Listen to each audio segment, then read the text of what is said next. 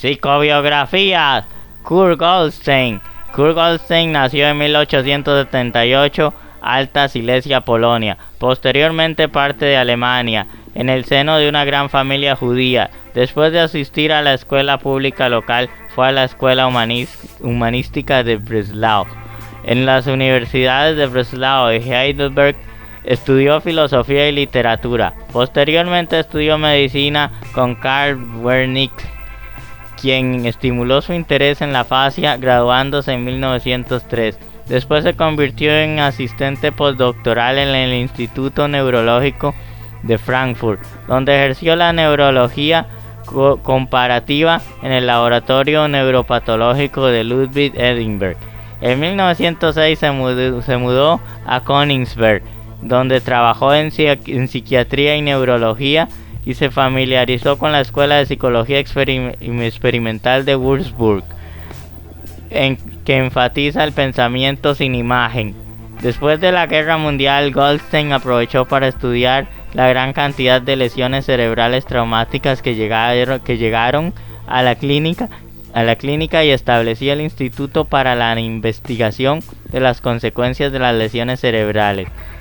Fue aquí donde desarrolló su teoría de las relaciones cerebro-mente.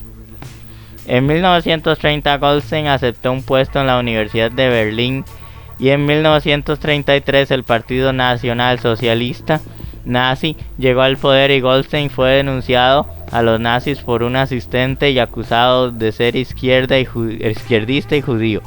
Fue arrestado y encarcelado en un sótano durante una semana.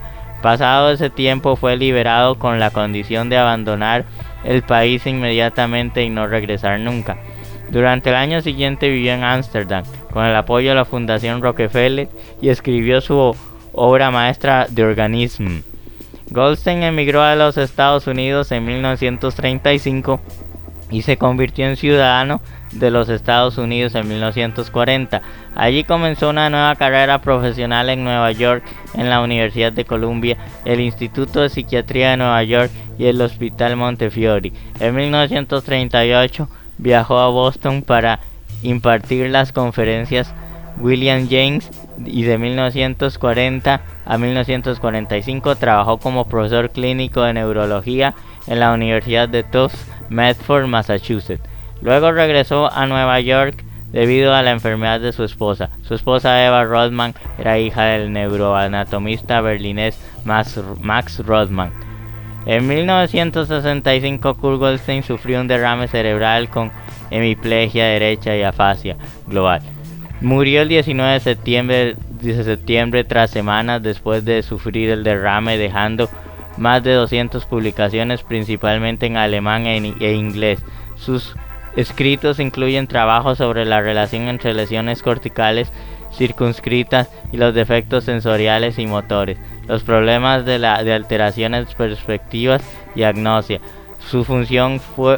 la función cerebelosa y su relación con el tono, la localización en la corteza cerebral y el problema de la fascia. Su libro más importante en alemán, Der Aufbau des Organismus, ha sido publicado nuevamente en inglés The Organism en 1995, original de 1934, con una introducción de Oliver Sacks. Goldstein describió el enfoque holístico de los seres en su libro The Organism. Goldstein, en lugar de observar los fenómenos como eventos únicos o singulares, trató de entenderlos como componentes de un organismo holístico. Aunque creía que era posible que los reflejos pudieran existir por sí mismos, su enfoque postulaba siempre que todo evento existe en concurrencia con otro proceso en el cuerpo. Si bien golpear la rótula de un martillo de goma, probar la respuesta pupilar podría parecer un simple ejemplo de reflejo aislado, en realidad es necesario un enfoque holístico para comprender completamente lo que el cuerpo está experimentando. Goldstein vio el comportamiento como la actividad unificada en todo el organismo, cuyo motivo básico es la autorrealización óptima en un entorno dado. La idea básica detrás de este enfoque es un organismo que no está formado por partes aisladas como brazos, piernas, cerebro, etc., sino que un organismo es un todo con brazos, piernas, etc. Cuando algo le sucede a una parte le afecta al todo, que reacciona en su totalidad a la situación cambiada. Lo mismo pensó Goldstein, se aplica a las alteraciones del lenguaje y el lenguaje. El rendimiento del habla individual es comprensible solo desde el aspecto de su relación con la función del organismo total en su esfuerzo por realizarse lo más posible en la situación dada. Goldstein, 1948, página 21. El estudio de pacientes con lesiones cerebrales muestra el cambio general subyacente a los síntomas y manifestaciones específicas. Según él, un deterioro de la actitud abstracta de los pacientes y un cambio en los modos de comportamiento concretos afectan a todos los campos de rendimiento del mismo. La actitud abstracta se define básicamente como la capacidad del hombre para razonar deliberadamente y a planificar y dar cuenta de sus acciones para hacer objetos o eventos particulares como instancias de una clase. Al perder estas capacidades, el individuo queda a merced de la situación inmediata, concreta al estímulo sensorial, mnemotécnico, y no puede trascenderla. El paciente afásico no puede nombrar un objeto, es decir, proporcionar el símbolo de clase, pero puede producir espontáneamente la palabra dentro de una oración o una acción. Por lo tanto, la afasia no es una pérdida de palabras o imágenes de palabras, más bien es una diferenciación del lenguaje, una pérdida de conceptos y sus símbolos. En otras palabras, es una manifestación del lenguaje de abstracción deteriorada. Esta visión tiene implicaciones importantes para el problema de la localización cerebral. Las funciones no pueden ser localizadas si tenemos en cuenta el problema de los procesos como partes aisladas y no como una actividad orgánica integrada. El deterioro de la abstracción no se limita únicamente a pacientes con lesiones cerebrales, se manifiesta también en procesos psicóticos. Cualquiera que sea su causa, la abstracción alterada restringe las oportunidades del paciente para la autorrealización. En consecuencia, su conducta se vuelve rígida, es vulnerable a la ansiedad, a la reacción catastrófica, es decir, a la amenazada de no poder actualizarse y al peligro de perder la existencia. Goldstein fue siempre muy crítico con la teoría psicoanalítica. Sin embargo, reconoció que algunos puntos de vista de Freud, especialmente el amplio énfasis en la motivación y su discusión sobre la naturaleza de los síntomas, era lo que tenía su importancia. El trauma de guerra. Tras la investigación del neurólogo alemán Hermann Oppenheim sobre el trauma relacionado con la guerra, Goldstein se centró en comprender el trauma de los soldados que regresaban al servicio de la Primera Guerra Mundial. En ese momento los médicos pensaban que los soldados estaban simplemente fingiendo síntomas para recibir una pensión después de la guerra y había poca investigación para demostrar lo contrario. Goldstein y su equipo intentaron ver esto desde una perspectiva holística al teorizar que todas las redes neuronales estaban interconectadas y por lo tanto conectadas al mundo exterior. Por lo tanto, cualquier trauma que uno reciba de la guerra impactaría directamente a las redes neuronales.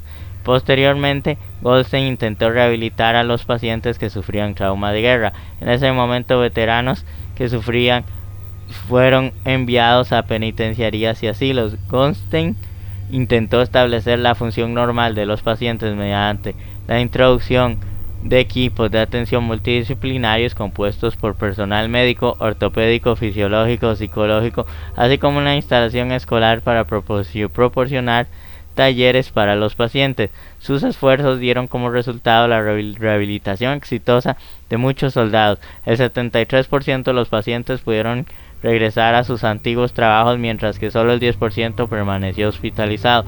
Entre sus publicaciones tenemos Goldstein Kurt, 1939-1995, el organismo, un enfoque holístico de la biología derivado de datos patológicos en el hombre, Soundbooks.